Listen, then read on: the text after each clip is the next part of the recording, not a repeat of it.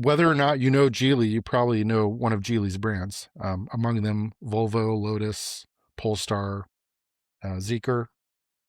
They own all those. So I guess Geely held a press conference and they said they plan to be in the U.S. market in, quote, 2 to 3 years.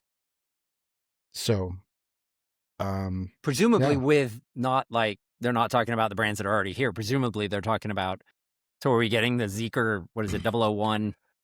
That's one I'd like to see Yeah. if they bring any over. They do have a robotaxi deal with Waymo, which is the Google-owned, autonomous ride, basically robotaxi service. Another good thing to remember is Geely already has a plant in the U.S. Now it's a Volvo Polestar plant in South Carolina, but presumably they could add another vehicle to that line for production, whether it's a robotaxi or a Zeekr model or whatever. So Generally, was the impression that when the Chinese cars are coming, that they're going to be coming with US based production like that? Or are they going to take the tariff hit, make them in China?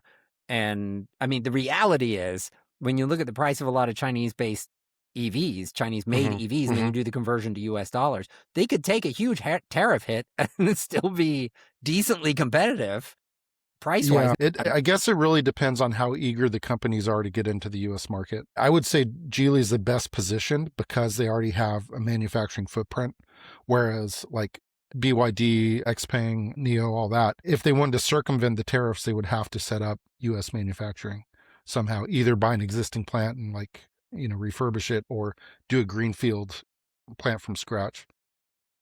So I still think Geely will probably, one of their brands, whatever it is, will be first in the US. I know BYD wants to come in, but I think they might be I think they'll probably come after Geely is my speculation. Candidly, I think a lot of the companies are probably waiting until after 2028, if you get my drift.